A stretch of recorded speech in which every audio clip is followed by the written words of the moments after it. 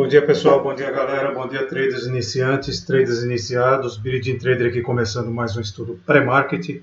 Hoje, 2002-2020, o que significa isso? 20 do 02 de 2020, 20 de fevereiro de 2020, número bonito, hein?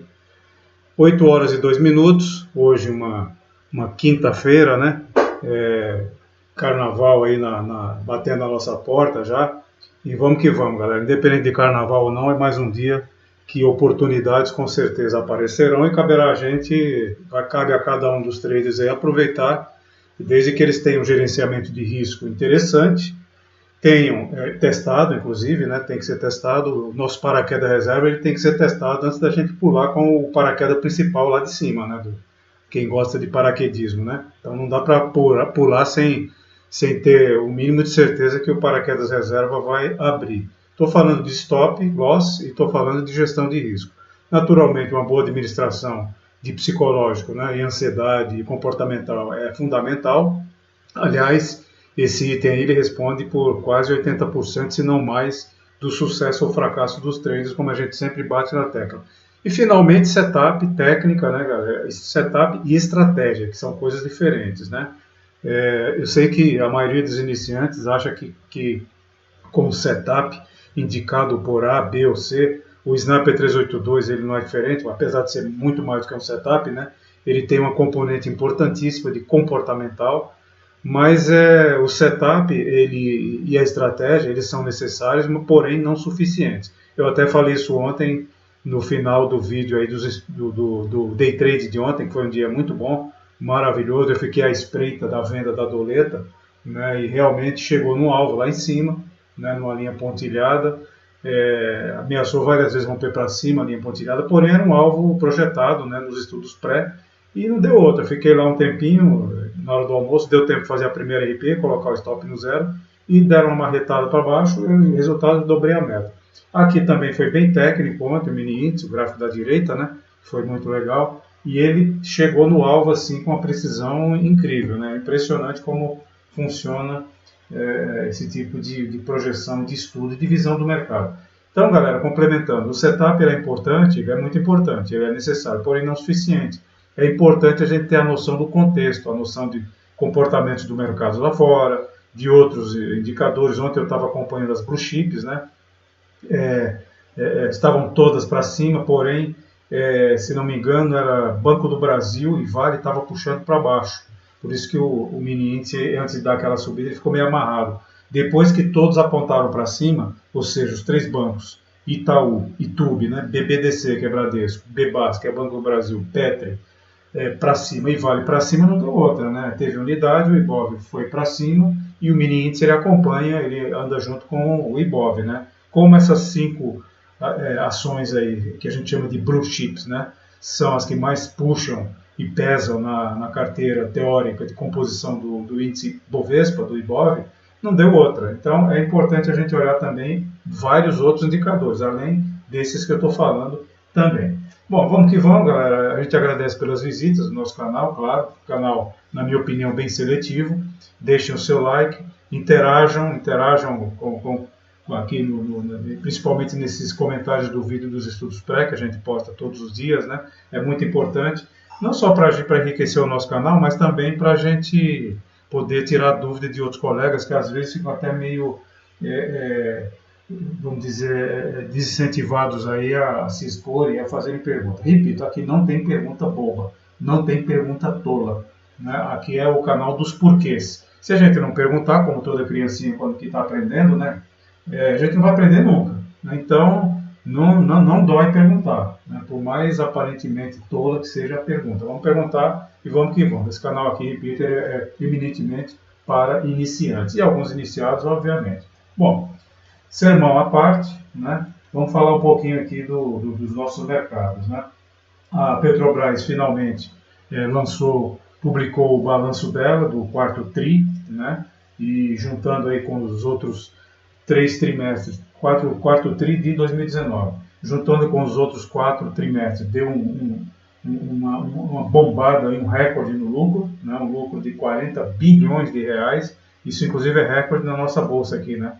Para as empresas listadas, né? o EBITDA, né, o EBITDA, como alguns falam, que é simplesmente traduzindo, a geração de caixa subiu mais, 25%, né, ou seja, geração de caixa, né, então é uma coisa que hoje deve dar uma puxada aí para cima, né, na abertura da B3 às 10 horas. Né. Naturalmente, eu não sou especialista em balanço, mas o balanço ele traz também nas entrelinhas outras informações, e a gente não opera notícia, né? Eu estou inferindo que pode dar uma bombada. Por outro lado, a dívida aumentou 4,6%, né? E a Petrobras ela quer ter uma razão aí, uma razão entre divisão entre o EBITDA e digamos a dívida, tem um nível de dívida, né, que divide a dívida pelo EBITDA, que é a geração de caixa. Ela quer chegar em torno de 1,5%, o que significa que é uma empresa saudável. Qualquer empresa saudável, né? E não pode esquecer que na época do PT, a Petrobras chegou a ser, se não a maior, uma das maiores endividadas do mundo. Então, significa que o negócio bombou. Naturalmente, contribuíram para isso, aquela questão do mega leilão, né, do pré-sal, etc. Mas o fato é o seguinte, é que com esse lucro, ela é obrigada, né, pela regulação da CVM, a distribuir parte desse lucro para os seus acionistas. Em função disso, muita gente corre para comprar os papéis também. Então, Petrobras é isso aí, a agenda interna está nesse pé. Um fato ruim da agenda interna, que já era previsível, é a questão da demora, né, das incertezas que essa agenda interna em relação à reforma agora, a bola da vez é a reforma tributária, ela está causando. Então os mercados ficam bem apreensivos, muito embora ontem deu uma bombada para cima, mas a gente tem que surfar a volatilidade, né? Seja para cima ou para baixo. A gente que é day trader, né? Principalmente mini índice e mini dólar, tem que surfar a volatilidade. Mas, em função disso, os bancos estão cada vez diminuindo as projeções do PIB para 2020 do Brasil. Estava acima de 2%, 2,5%, nós estamos ainda aqui para fechar fevereiro, já estão falando, tem banco aí, o BNP Paribas, que é aquele banco francês, né? BNP Paribas, ou Paribas, é aquele que patrocina bastante os torneios internacionais de tênis, né? É comum a gente ver naquela parede verde das quadras de tênis internacionais o BNP Paribas, né? Ele já está baixando o PIB do Brasil para 2020 para 1,5%.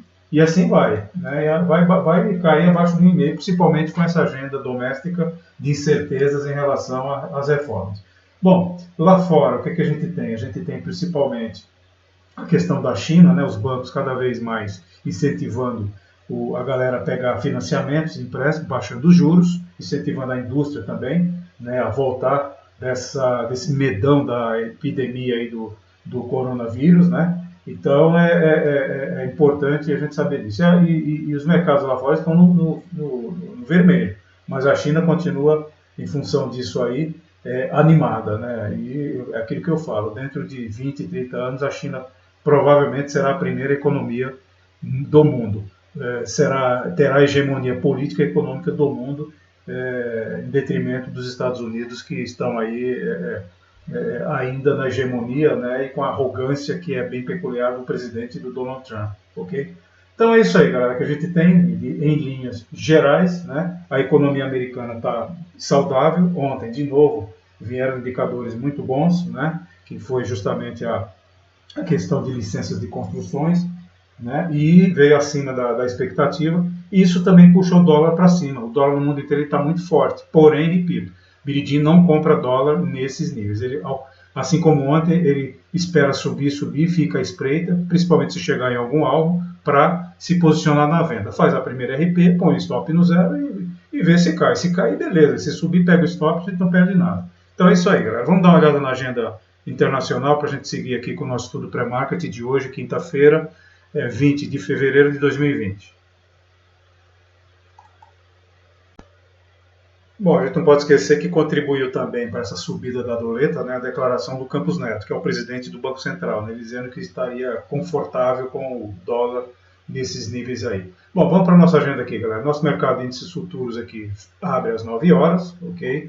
Às 9h30 aqui, a gente tem uma publicação da Europa, do Banco Central da Europa, o ECB aqui, o Europe Central Bank, né, Account of Monetary Policy Meeting. Eu acredito que é uma ata aqui de política monetária de uma reunião que ele teve. 3 tourinhos, como esse site ele é 24 horas e atende o mundo inteiro, né? Tem naturalmente bolsas da Europa abertas, né? Então, 3 tourinhos deve afetar principalmente a bolsa na Europa. Não acredito que balance o nosso caso aqui. Às 10 horas tem aqui Rússia, 2 tourinhos e tal. Aí sim, às 10h30, a gente tem aqui um Philadelphia Fed Manufacturing Index, traduzindo, índice de manufatura, que é a indústria, né? Índice da indústria aqui, federal de Filadélfia, que é um índice, é um indicador importante para ele. 3 tourinhos. Isso normalmente pode balançar principalmente a doleta, porque às 10h30, 3 tourinhos. Então, 3 tourinhos às 9h30, mas é a Europa, e às 10h30 é um indicador americano, como eu falei aqui, de manufatura de Filadélfia. Vamos seguindo aqui na agenda, 10h30, 10h30. Aí, às 13 horas, a gente tem a tradicional estoque de petróleo bruto, 3 tourinhos também. Ele normalmente é publicado às quartas-feiras, né? Mas hoje publicado às 13 horas aqui. Depois disso, galera, o que é que a gente tem? Às 15 horas. Bom, às 13 horas aqui a gente ainda tem alguns indicadores de petróleo, mas como tem 3 tourinhos aqui, ele supera todos os outros indicadores. 3 tourinhos, existe uma expectativa de chacoalhar, se mexer mais o mercado, principalmente a doleta, repito. Aí às 15 horas a gente tem aqui um indicador brasileiro, que é o CAGED, que é o Cadastro Geral de Emprego e Desemprego, né? Às 15 horas, 2 tourinhos. Acabou a agenda, galera. Então, basicamente é isso que a gente tem. Às 9h30, uns dados aí do Banco Central Europeu, 3 tourinhos. 10h30, 3 tourinhos, com o sentimento aí de Filadélfia, né, da indústria e tal. E às 13 horas, 3 tourinhos, estoque de petróleo, ok? Vamos dar uma olhada nos mercados lá fora, que eles estão meio no 0 a 0, negativos. Vamos ver aqui.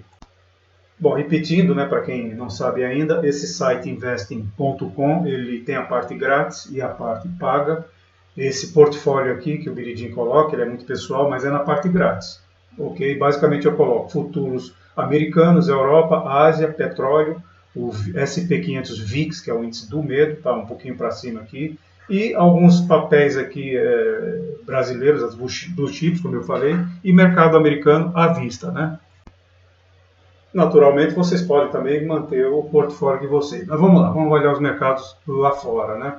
Futuros americanos, SP500, reloginho verde, mercados abertos, reloginho vermelho, mercado fechado. SP500, futuros, menos 0,14, agora às 8 horas e 15 minutos, Dow 30, menos 0,13, Nasdaq futuros, menos 0,15, está meio de estável para negativo. Europa, DAX Frankfurt, no 0 a 0, menos 0,02, Londres, no 0%, no 0 a 0, Paris, menos 0,18, Londres agora virou para mais 0,04, CAC Paris, menos 0,17 e IBEX Espanha, menos 0,74. Esse aí está um pouco mais pessimista.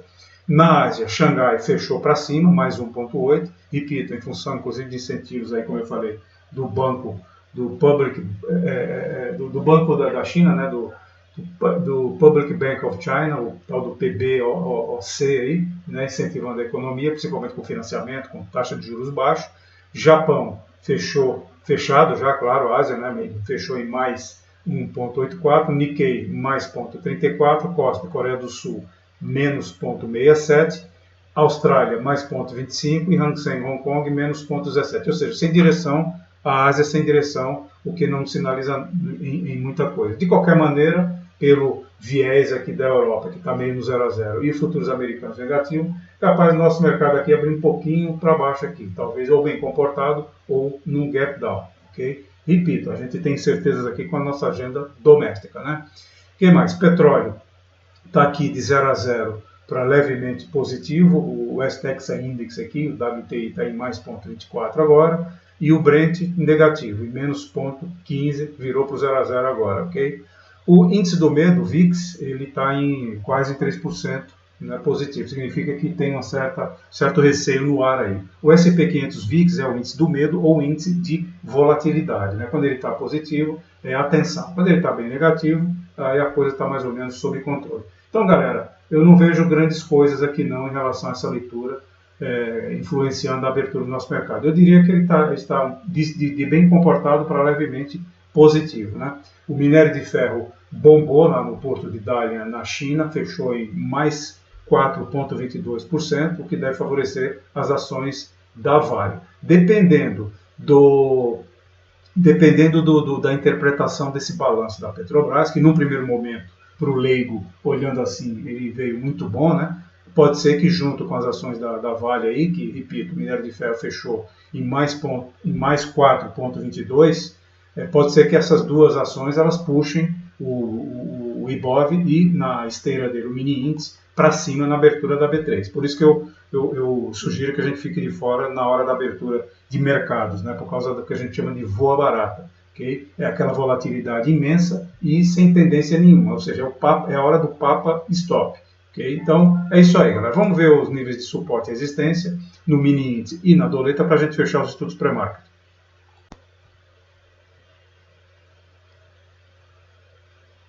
O mini índice aqui fechou no 116.975, quase no 117 mil bolas, essa linha coral que se encontra aqui, e o ajuste do mini índice foi no 117.130, essa linha horizontal preta que se encontra aí. Repetindo, 117.130 foi o ajuste do mini índice. O que é que a gente vê para baixo de suporte?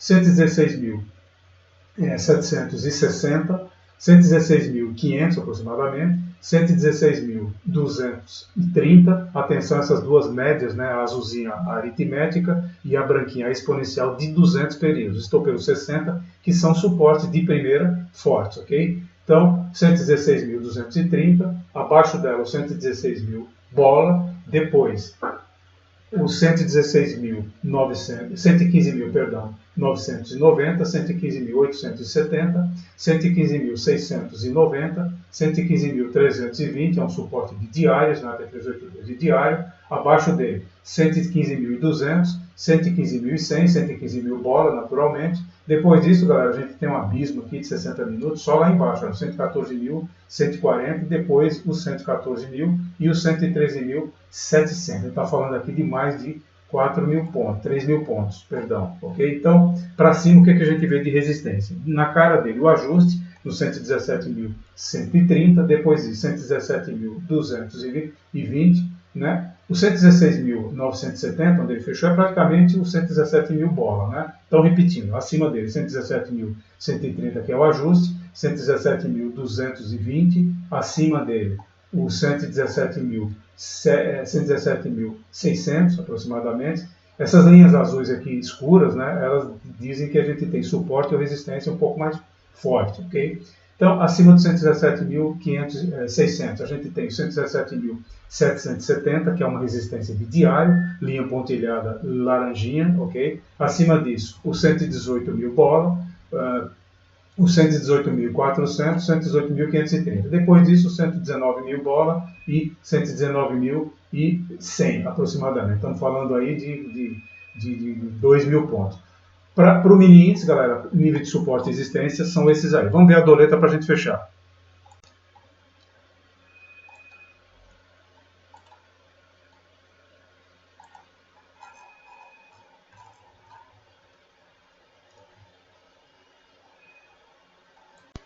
O mini dólar, né, fechou no 4,366 e o ajuste foi no 4,369,75, que é essa linha horizontal preta que se encontra aí. Repetindo,